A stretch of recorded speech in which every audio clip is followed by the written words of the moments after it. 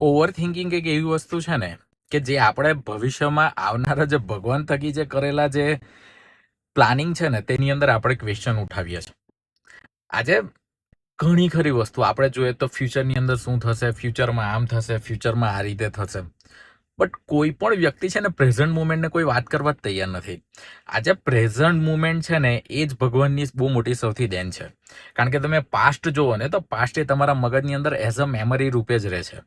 Continuous તમે એ વસ્તુ વિશે વિચારો પણ તમે કશું કરી નથી શકતા.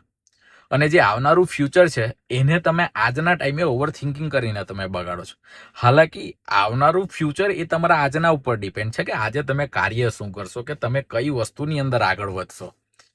નો one is talking about present moment. But બસ ખાલી એક ઓવર થિંકિંગના નામે એ કરે છે. અને ઓવર થિંકિંગ એ ઘણી બધી વસ્તુઓ બગાડે છે. એક તો તમારું ઇમેજિનેશન, એક સરસ વસ્તુ જે કુદરતની અંદર એક વિશ્વાસ છે, વિશ્વાસને પણ તોડે છે. જ્યારે વિશ્વાસ અને કુદરત માટે એક લગાવ હોય છે ને ત્યારે ઓવર થિંકિંગ તૈયાર નથી હોતું. હવે તમારે વિચારવું જોઈએ કે તમારે પ્રેઝન્ટ મુમેન્ટમાં રહીને પરમાત્માનો આનંદ લેવો છે કે ઓવર થિંકિંગ કરીને જે વસ્તુ તમારા હાથમાં જ નથી એ વસ્તુ પર તમારે ધ્યાન દોરવું છે. ઓમ નમો નારાયણ.